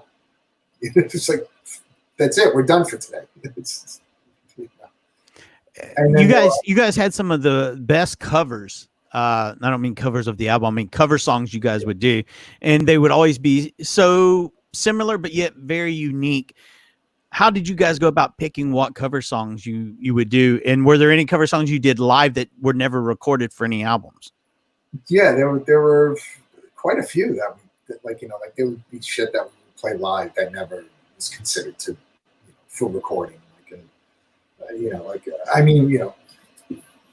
Fortunately for YouTube, I can remember some of this stuff now because it's things that pop up, and I'm I have no recollection of doing this at all. But things like Light My Fire, that was never considered to we played that from the Doors, and it never came up as something to record ever. It was just something that we would play live for a short while. I'm going to have to stop you, Johnny. I owned a CD that was made in another country that was recorded live at a concert. So I actually had a CD that had Light My Fire on it. That's called a bootleg. Yeah. Yeah. Back when they had record stores. Yeah. Back when you go to the record store and you're like, wow, look at this European import. Little did you know, some guy would recorded it and stole it. And then, back then you didn't know we have the internet. There were a few songs. There was a lot of stuff we'd always jam on Black Sabbath and stuff like that. That stuff always made its way into the set somehow. Take a piece of Cornucopia or Under the Sun or Lord of This World got played a lot. But it was always little bits and pieces. It was never. Wow. Oh, hold on. Is Glenn? Are you here? No, he's not. He's just He's just Lip speaking service. and he's just staring at us intimidatingly. Beautiful Glenn, lips, though. Yeah, beautiful, supple lips, by the way. It's nice. We can't hear you, Glenn. You Check 1, 2. Check. Yes, go ahead, Glenn. Go ahead. We can hear you now. Are you over there? Yeah. Sorry, my tech was messing up. Johnny, brother, how you been? Long time no see. What's up, Glenn? I was about to introduce myself, but you know who I am. But did you have work done on your teeth? You look different since the last time I saw you. well, yeah, you know, when I fell, I broke my clavicle, but also chipped my teeth a little bit, and got those fixed up. I decided to go with a little bit of a different look. You know, a little bit of a different look for my teeth. Are you wearing lipstick? Is that lip injections? Yes, cat lips. Yes, it's very windy where I live. It's very windy right now in LA. Windburn. Yes, but you got lip burn? Yeah, lip burn. You know, I run on my Burt's Bees. I just wanted to jump on because we've been friends for a long time, but there's a lot of things I don't know about you. Like, Bud, what's your favorite ice cream? My favorite ice cream? Yeah. I'll go get ice cream with you Probably sometime. cherry vanilla. Ooh. That's an interesting pick. Yeah. Is it like a certain brand or Great value. Okay. All right. What's it? Actually, if for a brand, I guess it's Ben and Jerry's Cherry Garcia. Oh, good pick. Ooh, good pick, brother. Very good pick. Yeah. Cherry. Anyways, Jerry Garcia, don't you come my way. Don't you ever come around me, no. Cherry. Another question. We talked about this many times backstage in Europe. Do you go half Windsor or full Windsor when you tie a tie? Whew, that's far over my head. Okay. My grandmother taught me how to do a tie. I know how to do it. It goes over. Right. Cross. Up, over. Tight. Wrap it goes through the hole, brother. Yes. Yeah. And besides my band, what's going on, Double Down guy? Yeah. Anyways, besides my band, which band has the best merch? I mean, I know my band's got the best merch, you know, Danzig and the Misfits, but what band that you were with had the best merch, do you think, brother? I don't know. Like a lot of the stuff, honestly, any of the bands, I don't wear it. Red sand run down the back end. It's kind of like a weird thing of like wearing your own band on your body. Right. It's just always kind of odd to me. So. All right, I got you. Well, listen, I think the Danzig skull is pretty iconic. Yeah. What about the belt buckles? I always like the belt buckles. Belt buckles are pretty cool. I've never seen them for sale. I've never seen them as a merch item. That was the thing. They said, "You want to sell this?" I said, "That's mine." But like in the typo shirt, the classic O negative, that's probably my favorite. Right. Well, brother, I gotta go. I just put on my gloves. I'm gonna go. You know what I'm gonna do. I'll see you soon. I hope. Hopefully, I hope to see you soon. Yeah, man. I'll see you soon. We'll chit chat. I'll bring some Cherry Garcia. Yeah. Let's get some work. Yeah. How the gods kill, right, brother? Yeah. Right. Amen. Peace and love. Peace Johnny, and love. do you have a favorite typo negative album? Yes. The first one, Slow, Deep, and Hard. Oh, Mikey, what was your? Mikey was a huge fan. Did you notice? By the way, Johnny, this was not planned by any means, but the poster behind Mikey, can you see it? He's had it up since he started. Yeah. By the way, what was your favorite album, Mikey? Before I tell you that, yeah, something. When I started working at a rock radio station, they were going to move, and they had a lot of stuff on the walls, signed stuff. And there was a typo negative picture, almost like it come from a magazine, maybe. Wow. And it was signed by all of you. And I knew that day I was going to steal that picture before I left there ever. Before those doors are closed and went to the new station, I was stealing that. And I still have it. I would have it up here, but it's in my room. So as far as me, I mean, I started out with Bloody Kisses, and then I went out and I had to buy everything Type O Negative. I had the original cover with Origin of Feces. If you've never seen that, I don't recommend ever looking at it. It's a man defecating, basically. Slow, Deep, and Hard was great. Slow, Deep, and Hard was so different. If you listen to that and you listen to Bloody Kisses, that it made me like both. I mean, it's like, wow, this is so different.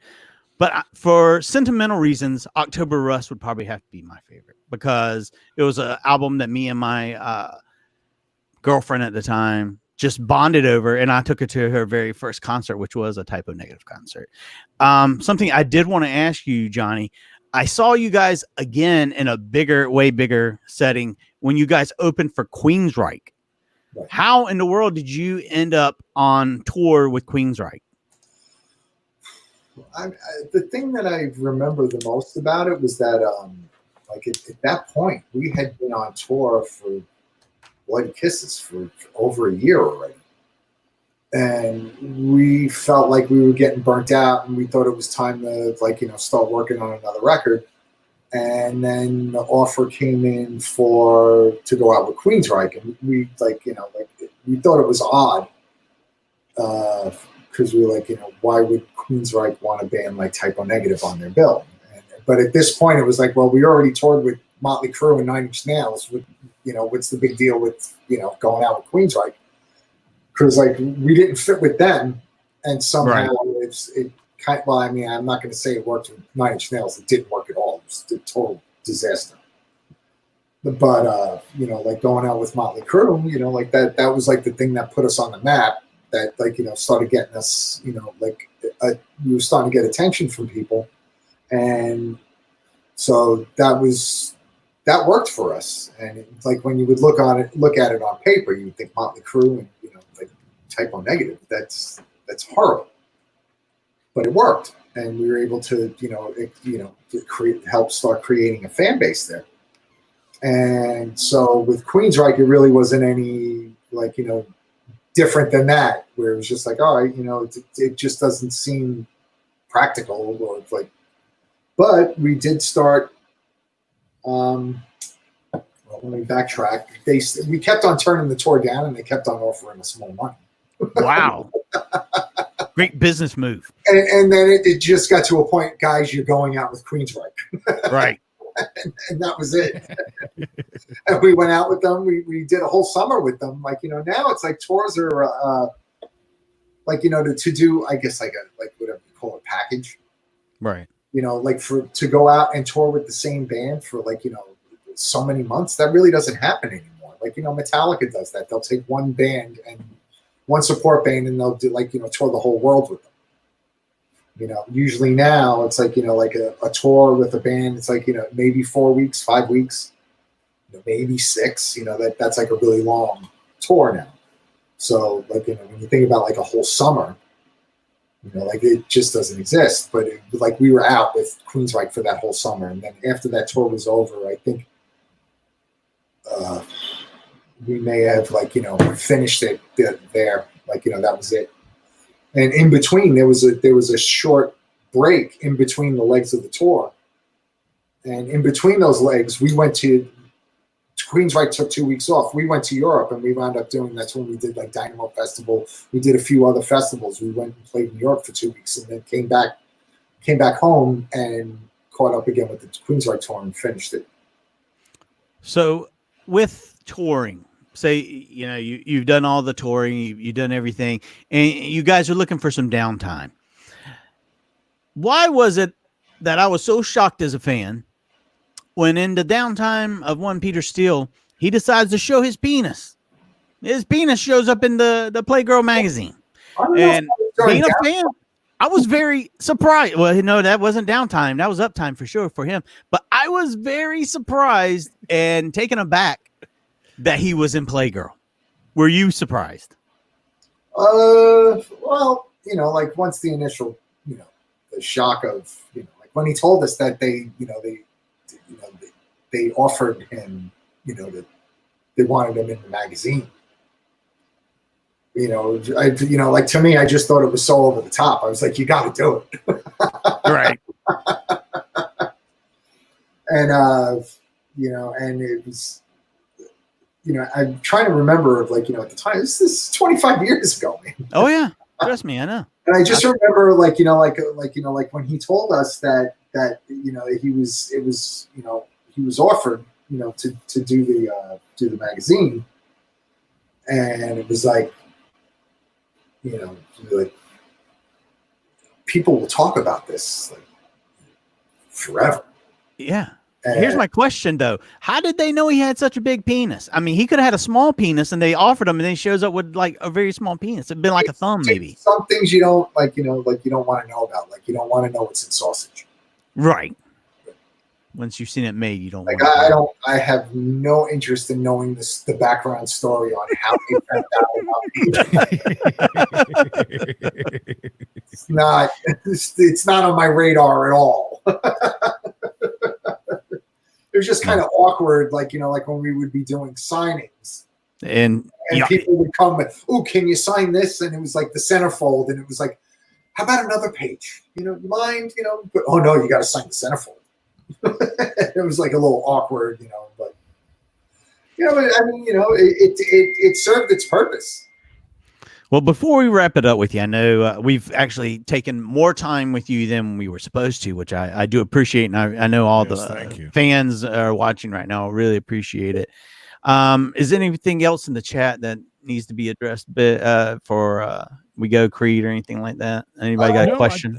I think we're pretty good. We got a lot of the questions answered, which is awesome. We love when people chime in. And I'm just trying to think what's happened, after being locked up in my house for a few months. And that happens. I thought it was right as everything was closing down that last week of March, we re-released World Coming Down on vinyl. And that's big right now. That's really big. The irony in that? What is Anyone? Yeah, go ahead. No, World Coming Down. Oh, well, yeah. Closed, world's closed. Everything's, all this shit's happening. Type O Negative releases that record. Could be a sign of the times. This could be one of the first signs of the apocalypse right there. Who knows? Yeah. Never know. So anyway, yeah, that was released. And then, of course, the Silvertune tour got canceled. And just day before yesterday, Silvertune opened up a merch store. What happened was, as we were getting ready for the Monster Magnet tour, we had bought merch. We had records and CDs sent from the label from Germany, and then the tour got canceled. And now we have all the stuff, and so we put up a web store to try to sell it. No. So. And music is very different right now. Things are very different compared to what it used to be when, like me, I was out buying CDs every week when new stuff would come out, and I'd have to look through, and it'd come in a big paper sleeve and things like that. And now everything's downloaded, this, that, and the other, and there's no tangible stuff very much anymore. And vinyl is a big comeback thing. So hopefully, maybe with time, other things. Last year was something like that for the first time in so many years that vinyl outsold CD. Yeah. Isn't that crazy? I love it. I'm glad. I'm happy to hear that. Hell yeah. Hey, what goes around comes around. Yeah. I mean, I always love vinyl. And I like the convenience of CDs and downloads and stuff like that. To have all that stuff on my phones, that I can just bring it to my car, or as opposed to when I used to tour, I used to have a whole thing of CDs with me and stuff, and a CD player. Now I just have to bring an iPod or my phone, and that's it. But I've tried explaining this to my daughters and my nieces and nephews and stuff. It was as a kid, as a teenager, going to the record store, that was like a religious experience. Sure, that's a huge deal. Still is.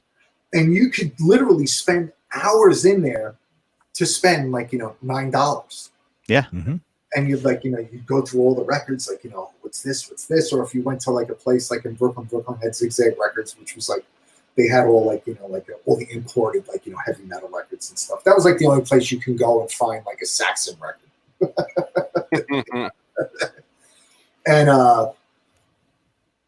And so like, you know, you would go there and you'd spend hours and you'd, like, you know, like it was a whole thing of like, you know, you'd spend hours like, you know, deciding on which record you were going to buy. And then you took it home and like, you know, you put the headphones on and you sat in a room like in the dark and just listened to it, or you had a light and you would like canvas all the liner notes and everything, all the lyrics and shit. Like, you know, it's like you absorb the entire record. And that experience is fucking gone. Yeah. Well, same. I remember a few times, you know, getting CDs and not even realizing that, you know, when you unfold them, you get a poster. I mean, that was one of the greatest things to discover. And I also have very fond memories of going to the record store just to get singles, you know, just to, you know, it's just, it'll never be the same. 45. Oh, absolutely. Yeah. Then having them B-sides. Yeah, I still got my 8-track hooked up right now, listening to Cookie Country. I mean, come on. I did have an 8-track. Yeah, I did. But you know, I really appreciate you taking time to talk with us. Like I said, I'm but like, you know, getting started. Oh, I mean, you got to talk on the phone privately, so I'm all excited about that. So don't worry about that. We're all good with that.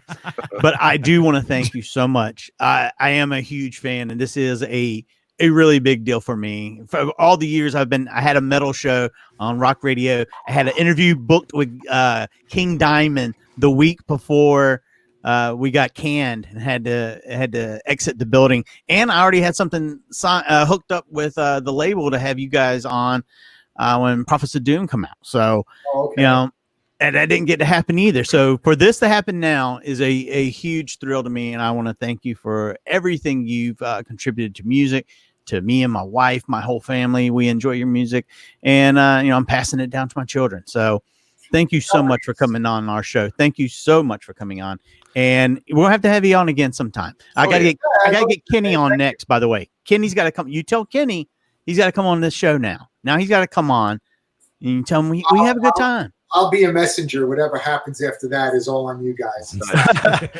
Pester him. Don't worry. I'll get on him. Johnny, you probably had no idea you were part of a Make-A-Wish Foundation tonight, did you? Mikey is dying. And be careful what you wish for. Right. Great. Right, thank you for having me on. Thank you so much, Johnny. Appreciate Thank it. you. Have a good one, guys. Take care, You brother. too. Thanks again, man. We'll see you. Awesome. Well, that man, that turned out fantastic. Sure did. I gotta ask, why is there a barrage on Tim over here in the comments? Who attacked Tim, by the way? Yeah, how does that happen with all four? Like, boom. No, well, it goes to all of them, I guess. It said Tim said that he really enjoyed the show. Yeah. So I figured, you know, So then I was just gonna say, hey, thanks, Tim. Subscribe. Well, it sent it to all of the stuff. There's Facebook. There's YouTube. Oh, by the way, Twitter / Johnny Periscope. Kelly's already messaging me. Jealous? Yeah, that's me. This guy. Nice. He. By the way, Lose my number, asshole. Don't ever call me again. No, he said thanks. He said that was very fun, Oh, and he good. says we need to get Kenny on you guys' show for sure. So, Oh, that's awesome. For sure, yes. Kenny Hickey, look for him Beautiful. right here, coming soon to the Creedence and Bishop show. Yes. That was fun. Beautiful, man. We haven't talked to somebody in a band and since that we had that guy from Rehab on or whatever, and it's been a while. It's been a while. It's been a hot minute. Been a couple of years. Yeah, I think you're right. We still got it. We still got it, baby. Yeah. I didn't get to tell him about the time you interviewed Dave Mustaine and told him Oh, he was in the darn. Three Stooges. Oh, that's so sad that we Why missed didn't anybody that. remind me of his I'm mess up with so- Dave Mustaine? It was right on the tip of my tongue. Damn. What a So great guy, sorry. right? So Yeah, good. very cool. You guys Next thought time, I botched it, I'll by the remember. way. Y'all thought I'd botched it, didn't you? You thought it wasn't going to happen, No. right? Oh, Yeah, I come on. No. There were some did. doubters in the house. Never. Never. I Tim always over here in the loved- chat I- was all pissed at me. Oh well, Tim was definitely gonna kick your ass. Yeah, you were. Yeah, he was ready to get you. But I do want to thank all the new people that have never heard our Yeah. show before. This is the very first time, and you're coming in because of Johnny being on. please subscribe to whatever platform you're watching us on. Please become a part of our family. We do stuff like this all the time. And if you thought this was this coming Wednesday, we're going to have a foot fetish lady on that's going to tell us which one of us has the best feet. And by the way, I need those pictures of you guys' feet. I know, Mom. Your feet pics are coming. I promise. I got to have it. Should I clip my toenails first? No. I want them as, baby, I want what you got naturally. He wants it all natural. I wear flip-flops a lot. Yeah. I walk barefoot all the time. My soles look like an Indian's foot. Don't worry about it. Got some calluses. Yeah, but for real, thank you for everybody that came through, all the new people. The bell icon, that's what you really want to click. That's when you get notified when we go live. That's an important one. So make sure to subscribe, like, and click the bell notification so you can get those updates. Go to YouTube. It's Creedence and Bishop Show.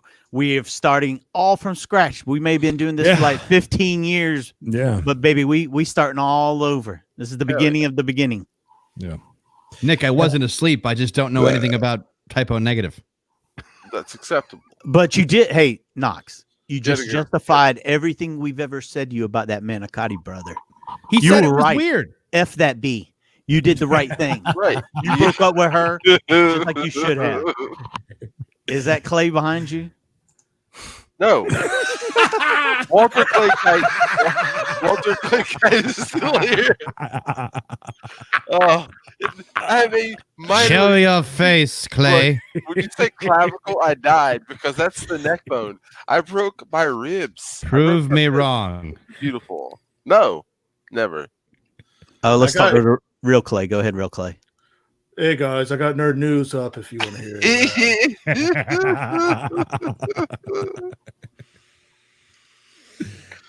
Why is it so pink?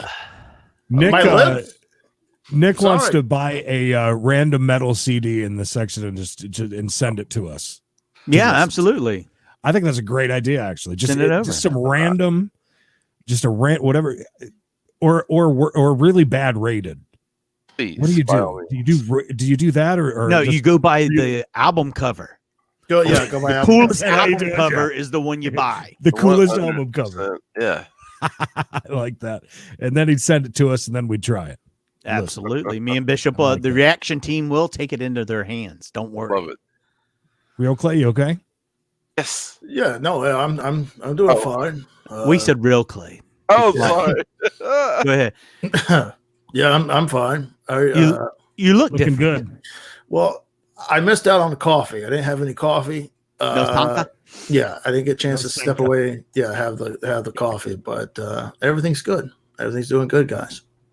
So I love how our 30-minute interview with Johnny turned into us doing a longer show than we normally do. An hour and 53. Holy crap.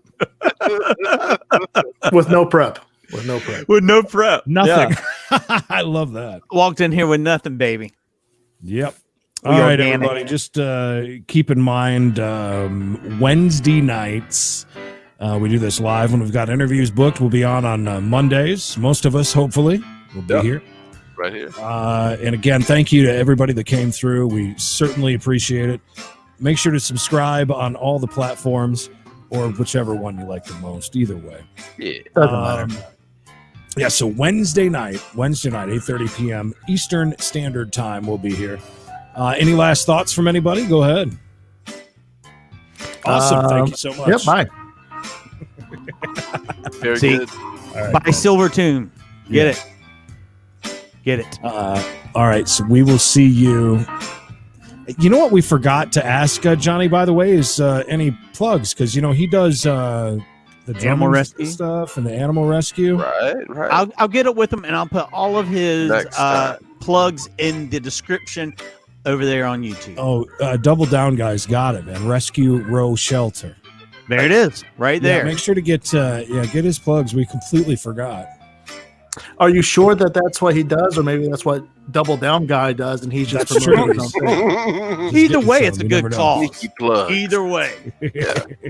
Very good. All right, guys. Thank you so much. That was fun, and we will see you on Wednesday. And again, we're going to be talking foot fetish. We're going to finally get to the bottom of this foot fetish stuff. And we're going to find out who has the best feet on the show. Mailbag, nerd news. We'll have it all, and we'll talk about Knox's big finds from the last couple of weeks too. There's a couple of them. Our antique roadshow with Knox. All right, guys, have a good one. We'll see you Wednesday night at 8:30. See you. Bye. See you.